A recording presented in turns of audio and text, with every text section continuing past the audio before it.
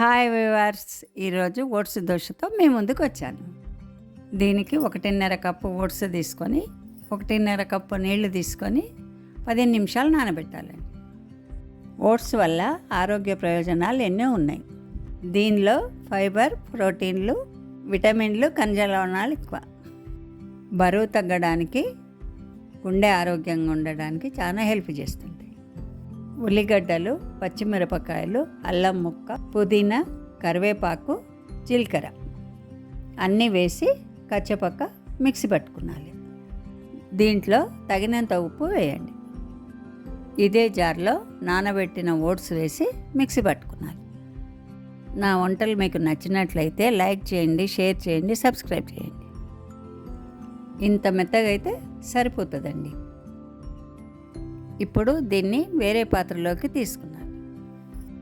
2 tea స్పూన్ల బియ్యం పిండి నీళ్ళేసి మంచిగా కలుపుకున్నాలి.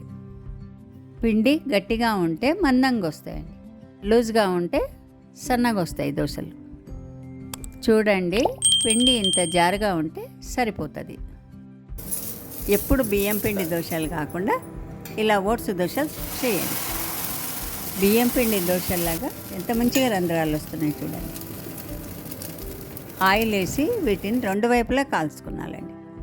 నన్ను సపోర్ట్ చేస్తున్న వాళ్ళందరికీ నా ధన్యవాదాలు.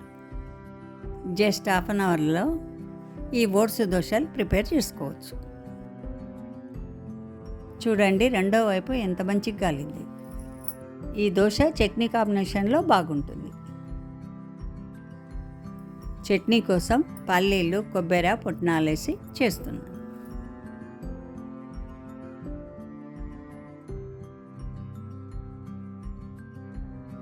పులుపు కోసం కొద్దిగా చింతపండు వేసుకున్నాను. తగినంత ఉప్పు వేసుకుంటున్నాను. మెత్తగా అయిందండి, ఇక పోపు వేసుకుందాం.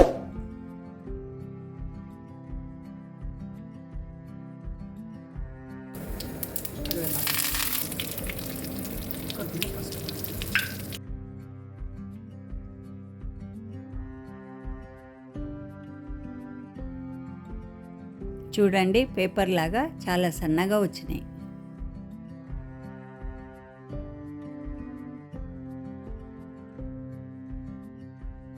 పట్టుకొని చూపిస్తున్నా చూడండి ఎంత బాగున్నాయి.